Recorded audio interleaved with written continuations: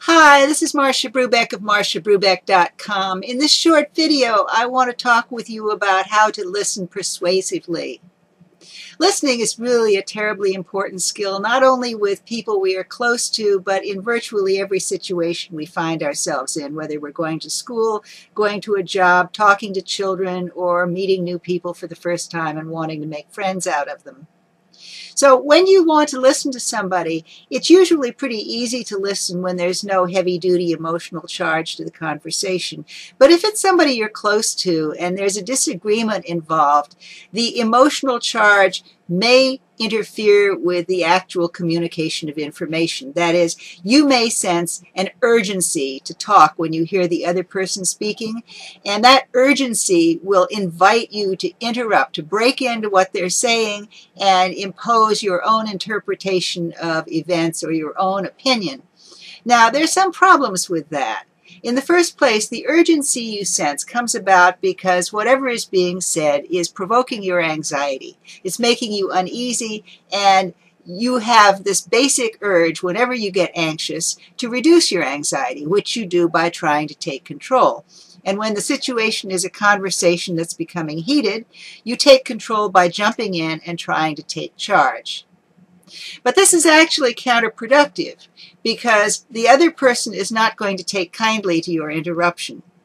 When you interrupt, the other person concludes that you're not really listening. You're more interested in planning what you're going to say than you are in hearing what they're saying. So the other person is likely to respond with irritation and resentment, and pretty soon things escalate and the two of you are shouting at each other. So if you really want to listen effectively, what you need to do is to stay silent until the other person has finished speaking. You can make little noises like, I see, or really, that show you're listening. You can also ask questions like, could you stop a minute because I'm not sure I really understood what you were saying right. All of that is fine.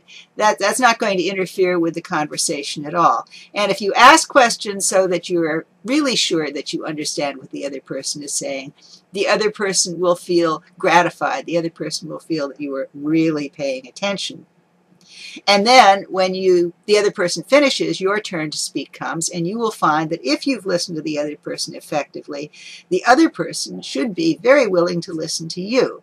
And in some cases, if you have listened really effectively, if you have demonstrated to the other person that you thoroughly understand what it is they're trying to say, what their concerns are, their objections, their worries, their feelings, by the time it becomes your turn to speak, the other person is already at least 50% persuaded of what you need to say and eager to grant your request, whatever it is you're asking them to do.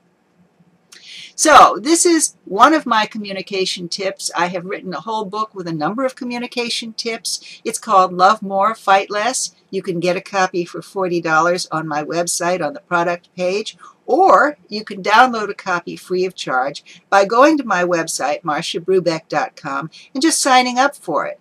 There are quite a few tips. If you implement them all, you'll see a dramatic change in your relationships. They'll be ever so much improved.